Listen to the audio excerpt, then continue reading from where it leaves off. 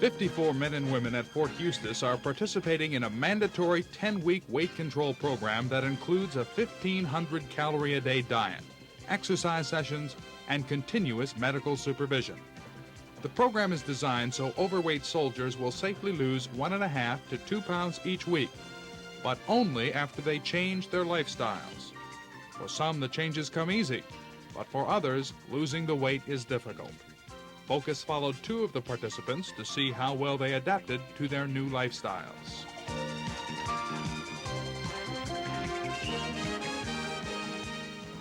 I'm Mark Kraft. Tonight we devote an entire program to look at a new way the Army is fighting an old problem: overweight soldiers.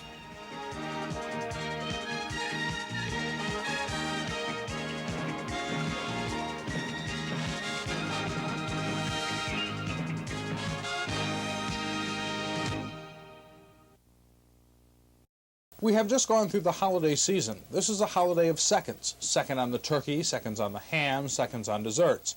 Most of us really didn't need that second plate, but we took it anyway. And now, for a New Year's resolution, we're going to vow to lose weight. Well, at Fort Eustis, there's a program to do just that, and it's extremely successful, as Mark Kraft reports. For 54 men and women here at Fort Eustis, the past few weeks will probably be among the most memorable in their military career. As part of a new weight loss program, they were confined to eating only 1,500 calories each day for 10 weeks. And while this program was mandatory, what you will see may resemble a program your company or business may be instituting in the very near future. Already, several corporations have set up diet and exercise programs to protect their valuable employees from the ravages of heart disease and stroke. However, the Army says it has a bigger responsibility, and it rests with the physical condition of its soldiers. It's like any other day at Fort Eustis, and a large number of soldiers have just crowded into one of the base's many dining halls for lunch. Today there's spaghetti and meat sauce, and the food seems to be getting a warm reception from the troops. Many have also gathered at the Resolute Express, one of the base's most popular spots to spend a lunch hour. The Express is an old railroad dining car. Here, hamburgers and French fries are served, as well as sandwiches made to the troops' specifications. There's even deep-fried shrimp. The only problem in all of this is that, like most of us, soldiers can overdo it too. Defense Department officials say sometimes the average Army meal, especially if it's a hamburger with all the trimmings, French fries, and soft drinks, can run as much as 2,000 calories. And even with the active life of a soldier, that kind of food intake will mean some extra weight gain. The problem is compounded for those soldiers who live off base with their wives and families. Colonel James Bluster is commander of the Fort Eustis Transportation Brigade School. We have always had a very good diet that's available to people in the Army, but it required them to eat on their own, generally outside of a dining facility, and to lose the weight on their own. Most of the people that the program applies to are people who live at home and not in the barracks anyway. So they had the problem of coming up with the food that was necessary to support a diet, and also to limit their intake. Now this is very difficult for people who are married, and they come home and their wife has a large dinner prepared not only for them but for our family, and they have to come home and try to eat a small amount in front of the mother and the kids who may also have a weight problem. Colonel Bluster, who admits he's always had to watch his weight, has come up with a slenderizing program for the 3,000 soldiers he commands, which he says is the first of its kind for the Army. Since controlling the amount of food that's eaten is vital to most diet programs, for 10 weeks a selected number of overweight soldiers would be limited to eating only 1,500 calories a day, which according to Bluster is the standard Army weight loss diet. The people that are selected, and incidentally they will be selected by a physician, certainly not by me. I'm not qualified to select those who would need this program, but once they're selected by the physician, then they would be required 3 times a day to be in this dining facility during mealtime. Now, the enlisted personnel would have their subsistence allowance removed from their paychecks every month in order to pay for these meals. Now, there's no way we can make them eat those meals, but they will have been paid for and they will have been in the place where they can receive them. The officer personnel, their pay system's a little different. and we can't take their money away from them. However, we can ensure that they're there 3 times a day, and that if they are going to partake of the meal, then they have to pay for it out of their pocket. Reaction to the program, called Lifestyle 81, was predictable. Even before the physical screenings to determine who would have to participate were held, a mood of indifference swept over the base. The primary beef was the taking away of the rations allowance, which for enlisted personnel amounts to about $120 a month. I won't like to losing $120 a month if I have to go on the program, but if I do, I do. Are you going to try and beat it? Yes, I'm going to try to lose the weight before I get there.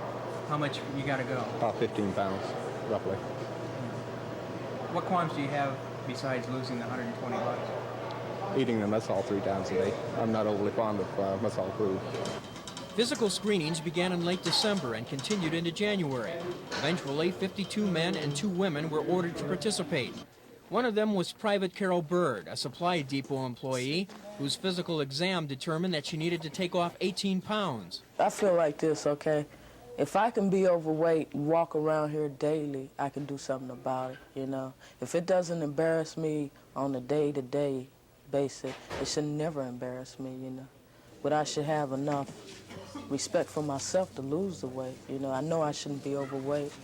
I feel if I'm overweight, I should do something about it because, like you say, it might end up in some type of health problem, you know? I'm in the service too, you know?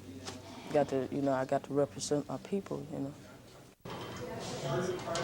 67 inches and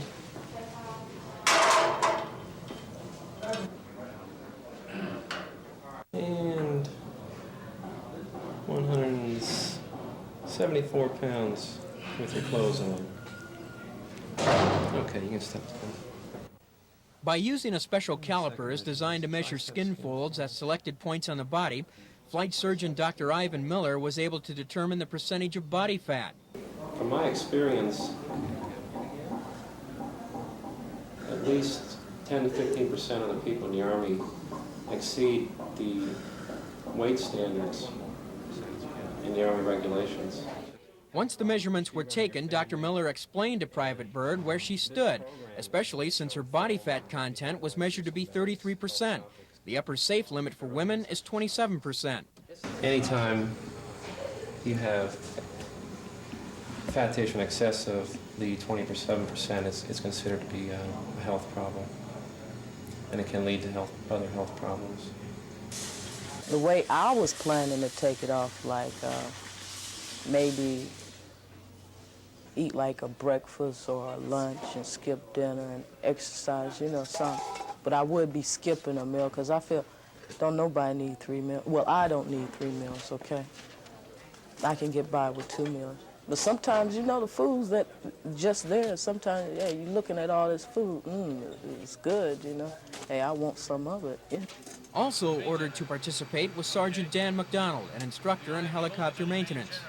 I don't really like the idea of being forced to the dining facility and eat, but you know, I really don't have a choice. The Army doesn't always give you a choice in things. They kind of tell you that you have to do it. So I just have to accept it and try and you know, meet the program standards and get out of it. Well, what about the possibility of losing some of your pay? Well, that doesn't help. Anytime you lose pay doesn't help in the military. I don't feel we get enough for what we have to go through. How much do you figure you have to take off? Right now, probably about 27 pounds, 28 pounds, in that neighborhood. Had you been trying before? Yeah, oh yeah. When I first came in from Germany in August, I was at 275. I'm down to 250, about 256 right now. So I've lost some before they even started the program. 75 inches and 262 pounds. By taking the same kind of skin fold measurements, Dr. Miller was able to determine that Sergeant McDonald's body fat percentage was also well over the established limits. Okay. Putting those measurements into the formula, we come up with 37.5%. And as you may have heard earlier, up to 19%, up to and including 19%, is considered healthy. Once you get body fat beyond 19%, it's thought to be excessive, and you can develop a lot of health problems as a result of that. And coronary care problems. It's now late January, just a few days before February 2nd, that almost magical date on which Lifestyle 81 was to begin. For Private Bird, the last few days are nothing special. She has her last meals in the Resolute Express, where she usually eats. But for Sergeant McDonald, the realization of the program and its nearness is having its effect. Rather than having lunch, McDonald decides to play cards with some fellow instructors during lunch period. Look at all the aces. When I came in back in the early 70s, you saw a lot of very heavy people in the military, and today you don't. Why do you think that is? The whole philosophy in the military is slimming down. I mean, all of our, you see your commanders higher up, even them, they are slimming down. You see pictures of the Chief of Staff of the Army out jogging, President Carter out jogging. I guess it's an idea that's caught on in society, and it's just drifting into the Army a little slower than it has in general society. All right, one biscuit would be one bread exchange, 70 calories. One roll, little square of cornbread is going to be 70 calories. So like I was saying at the very beginning, portion control is so important here. You've got to watch the amounts of food that you eat.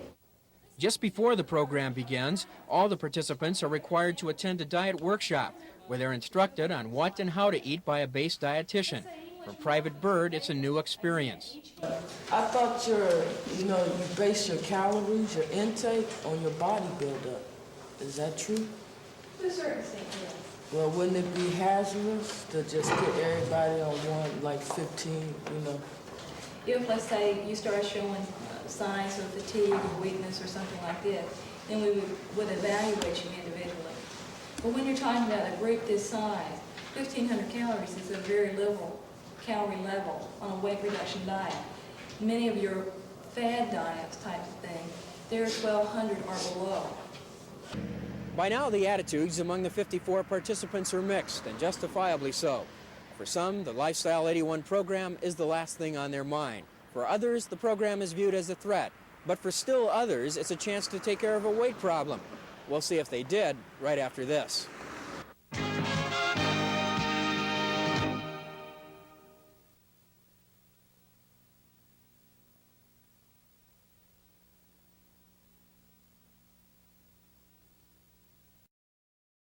February 2nd, some of the participants call it D-Day, which stands for Diet Day.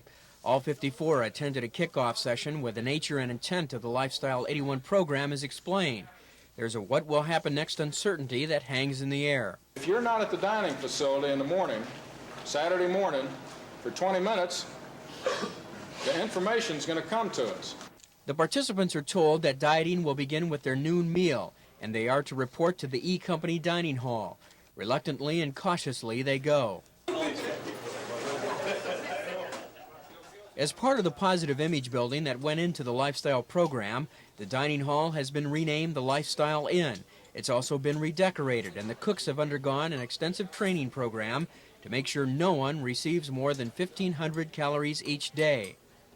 There are even reminders urging the participants to stick to their diets. Private Bird and Sergeant McDonald look on with uncertainty as they inspect what's being offered.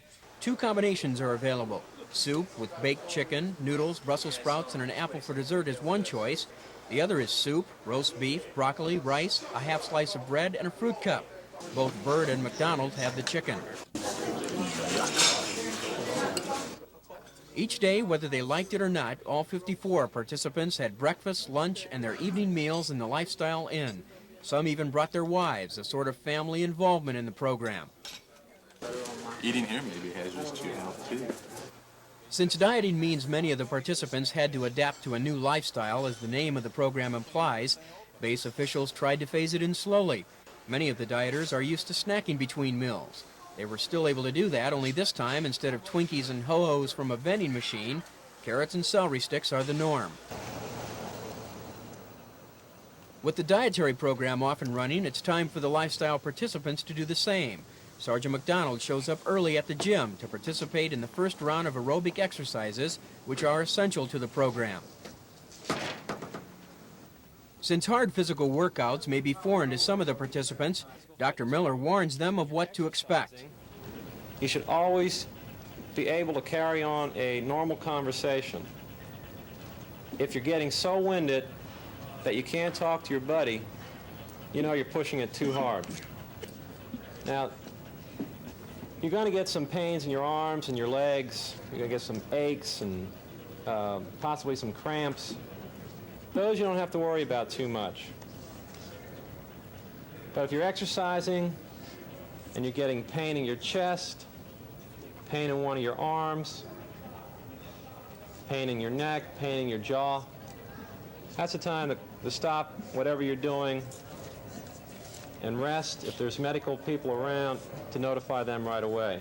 Half a dozen of those. The troops are in a boisterous and rowdy mood as the exercises begin, but their jeers and jokes soon give way to huffing and puffing. Sergeant McDonald is no exception. Can I throw them a two? Well, I think you've all done more than a half a dozen with each arm. They will eventually. You'll be surprised how your body will adapt. Okay, open wide, clasp your hands behind your head, raise your legs up in the air, raise your toes,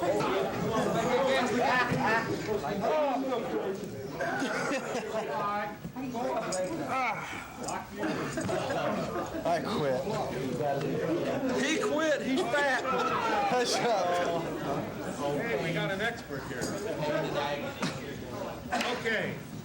With the warm-up out of the way, the participants are told they will be required to run a mile, an order which brings a barrage of questions for Dr. Miller. The doctor reviews each case and determines who shouldn't run. Okay, what's your last name? Oh, yeah. With their spirits relatively high, the rest of the group battles a 20-degree wind chill and starts around the track. A mile is 6 times around the track, and each runner will be timed as a way of determining what his or her goal should be. 25, 356, 352.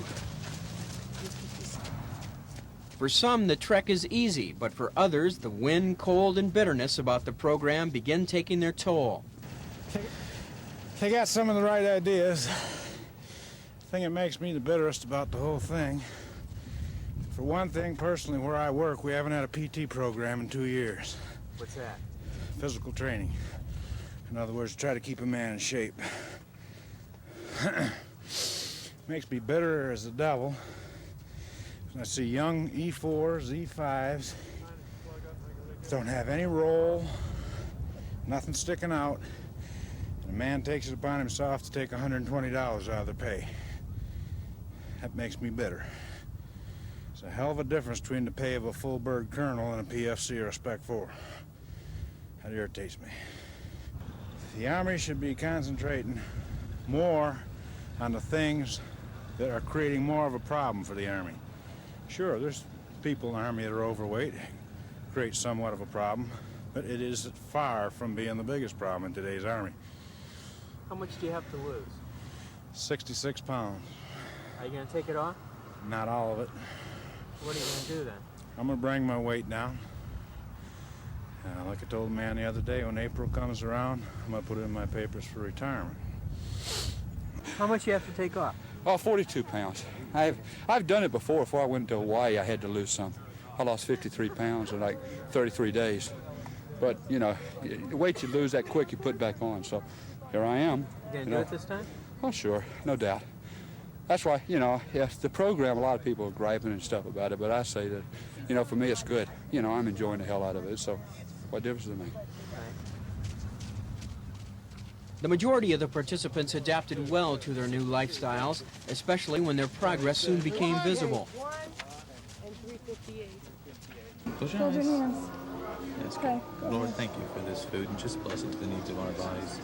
And just be with us this evening, we pray. Amen. Sergeant McDonald even started bringing his family to the Lifestyle Inn, which was encouraged by program officials. How come they're serving dietetic stuff? Besides involving the family in the program, it was also a time when all of them could be together. Well, it just came at a bad time for us, you know, and the family, so I'm not too happy about it right now. Why is that? Well, at mealtime, Leanne, at mealtime was the only time we had together, you know, because he works 2 jobs now. We don't have any time together, so it's kind of hard. Has it done anything to the food budget? Oh, yeah. Cut it down. What has it done? You mean at home? Yeah. Yeah. Well, cut down how much food we eat at home, but they took it out in money. So. Despite the inconveniences, Mrs. McDonald was confident the family would make it through the program. And with the program well underway, base officials discovered it was having a ripple effect. From my own experience, plus from what I hear from other people, it's had a real good effect. The gym, which a couple months ago was not empty, but not overly used either, is now crowded every day of the week, weekends also. So the people are exercising more, and in addition to that, I've got some statistics from some of the company commanders, some of the battalion commanders, who had large numbers of people who were a few pounds overweight several months ago. When they've been rechecking them now, there has been a dramatic decrease in the number of people who are now overweight. Even though she became less optimistic about the program, after 4 weeks, Private Byrd managed to lose 7 pounds. But there was some better news for Sergeant McDonald.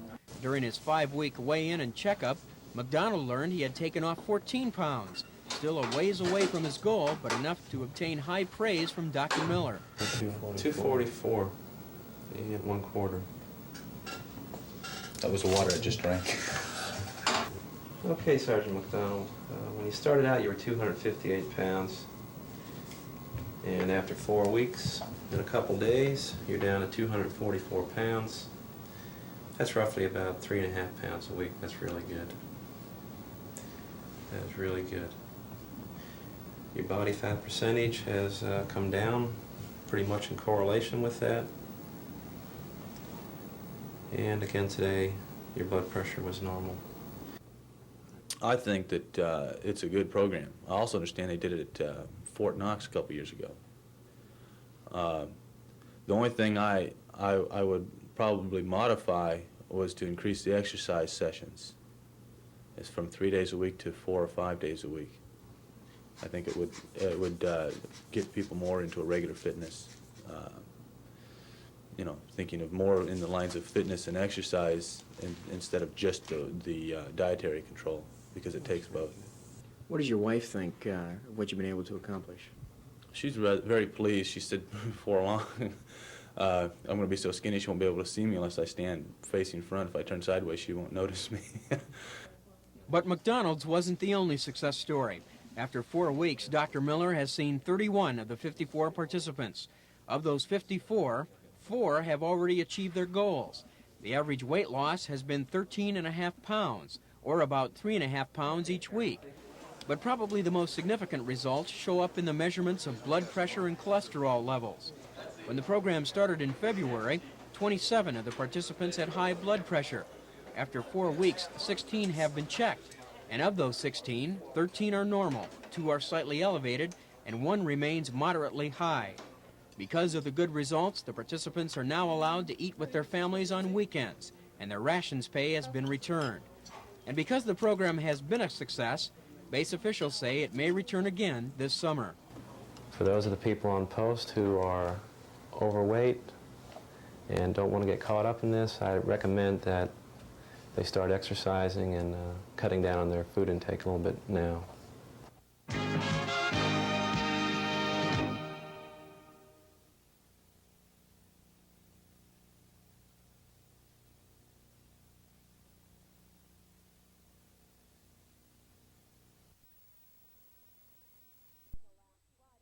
For 10 weeks up until last Friday, more than 50 soldiers fought their own personal battles of the bulge, the Fort Eustis way. Mandatory diet and exercise maneuvers had been mapped out to bring the men and women closer to the Army weight standards for their height. The results, according to the commander of the Transportation School Brigade, show the Lifestyle 81 program is a success. Of the 51 people that completed the program, the weight loss was over 1,000 pounds, half a ton. And that really represents about 4 million calories that was burned off during the program. We also measured in terms of physical fitness.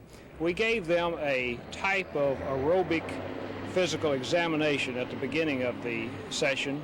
We determined that about 63% of them were in poor or very poor physical condition. At the end of the 10 weeks, almost all of them were in excellent condition.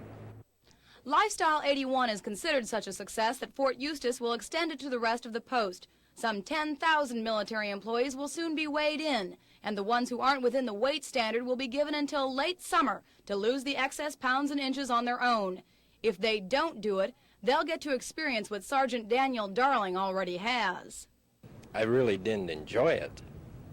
Nobody does anything like that that I know of, but it has helped me a lot as far as losing weight, passing the PT test. One interesting note, it seems that money is a great motivator in this program. During the first 5 weeks when soldiers had their $120 a month food allowance taken away, the group averaged a weight loss of more than 3.5 pounds a week. It dropped to 3/4 of a pound when the allowance was reinstated. Kathy Barnsdorf, 13 News, Newport News.